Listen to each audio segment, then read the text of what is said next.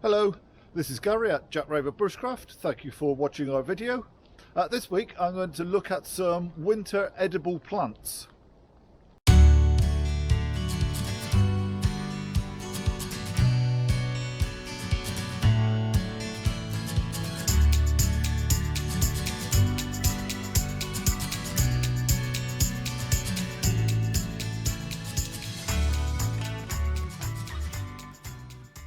Most we generally think about wild plants for eating in the kind of the spring, the summer, into the autumn. It is the case that some of these things are around in the winter as well. Certainly not in the same kind of quantities in terms of the species that are out, and indeed the volume of those plants that are out. But if you look carefully, there are things out there at this time of year that you can eat. And when I say this time of year, this is the second week of January. So down here, nice little patch of wood sorrel. Here to that clover-like plant. So generally speaking, if you find something in the woods that looks like clover, it probably won't be. It probably will be wood sorrel. If you get it wrong, don't be too concerned. Clover is also edible. So this, I get a citrusy apple peel, grape skin type flavour from it. I think it's very, very pleasant. There is a caveat around it that says don't eat in large quantities. So I'm afraid I'm not able to provide much guidance on what large quantity means in this instance. I munch on them every now and again as I pass them and have had no ill effect. The potential ill effect, in fact, is they can lead to the formation of kidney stones. So tread a little cautiously with it. But there we go, wood sorrel. So here, stinging nettles. I have done stinging nettle videos in the past, so take a look at those for more information. As a very brief recap, it's the new growth that we're going to want to eat on the nettle. So just the kind of the top two pairs of leaves. These are the most nutritious, the most metabolically active part of the plant. So these leaves are 6% protein. They contain twice as much iron as spinach. They contain twice as much calcium as cauliflower. There are other nutrients, minerals, vitamins in there as well. So this really is a superfood and is available throughout the year. So don't dismiss stinging nettles. Keep your eye out for them because they are incredibly good for you in terms of nutrition. At the base of this stump next to me, there is a nice little patch of ground ivy. Sometimes referred to as alehoof, a member of the mint family. This again, it's one that we could eat raw. I'm not terribly keen on the texture of it. It's a little downy on the underside, so I do prefer to cook this one. I also quite like it as an infusion, as a tea. So pop 2-3 leaves into a cup of hot water, let it seep for a few minutes, and it has a very pleasant, sort of fragrant, floral taste. Also has decongestant properties. Here we have a nice patch of cow parsley, also known as wild chervil. You do need to be cautious with this plant. It can be mistaken for hemlock, which is deadly poisonous. So take a look on our blog. I have put together a post that goes through the differences between hemlock and cow parsley. So take a look at that. Do make sure you get this right. I'm a big fan of cow parsley. I like it.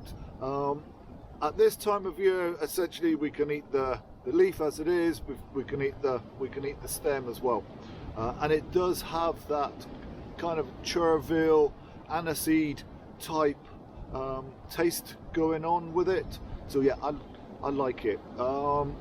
quite often what we'll do with this one is make a cream of cow parsley soup. There is a recipe for that on our blog.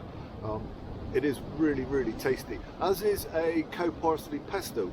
So lots of options with this particular plant, but as I say, make sure that you are 100% certain of what it is before you eat it.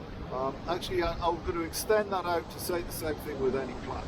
If you don't have the same level of recognition as you would as if you were in the supermarket, for instance in the vegetable aisle, looking at an aubergine and saying, I know that's an aubergine, if you don't have that level of recognition, don't start eating things. But that is especially true of cow parsley and other members of the carrot family.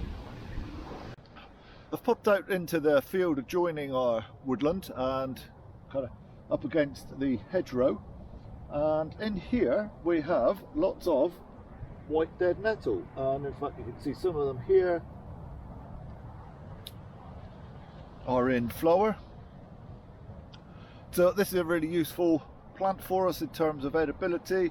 So we've got the flowers themselves that we can just peel off and just suck through the end there, and you just kind of get that a little hint of sweetness, a little bit of the nectar from that. The flower, the leaves themselves are edible. You could eat these raw. For me, they don't have a texture that I particularly like. So I would prefer to cook them, have them in maybe a stir fry, a stew, that kind of thing. And then there's the stem itself. So with this one, we could peel the skin off the stem.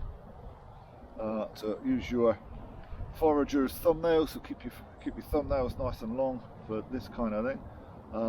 And then we could just sort of, after that, eat the stem and eat that raw. I've moved a little further along the hedgerow, and there's a couple of things growing here that have caught my eye. So first up we have goose grass, cleavers, sticky weed, lots of names for this one. This is another great edible for us, good for your lymphatic system. I also quite like it as a tea, so if we infuse this in some hot water, it gives you kind of a very subtle garden pea type taste. So yeah, this is one that I particularly like, especially at this time of year. And then next to it we have here yarrow. So yarrow, member of the daisy family, Latin name Achillea millefolium. So where millefolium, 1,000 leaves. So it looks like a feather, a fern, that kind of thing. Has medicinal properties, so astringent use. So the ancient Greek soldiers would carry this into battle, use it to pack out a wound if they were wounded. We make an ointment from it, which is fantastic for minor cuts and burns. But we can eat these leaves. We could eat these raw. I do prefer them after a very gentle fry in a little olive oil.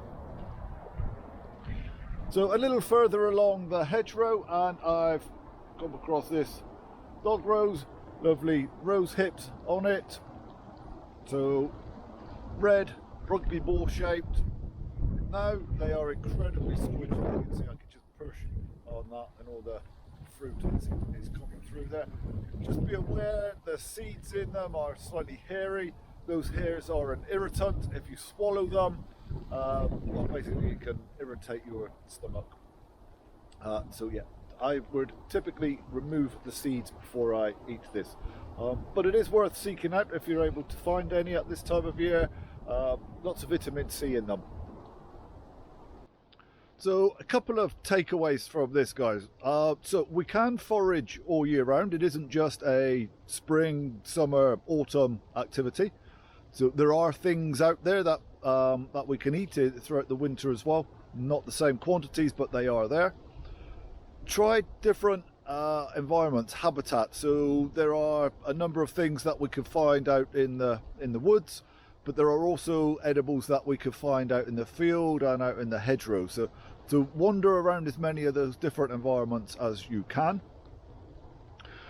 Very importantly, before you eat anything, make sure that you are 100% certain that you know what it is.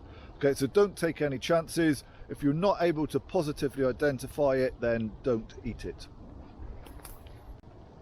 So I hope that was useful information for you, something that you can take forward into your own bushcraft adventures, your own bushcraft journey. I will endeavour to get some more content out next week. Don't miss out on that. You can subscribe either to our blog or to our YouTube channel, either of which are Jack Raven Bushcraft. In the meantime, take care.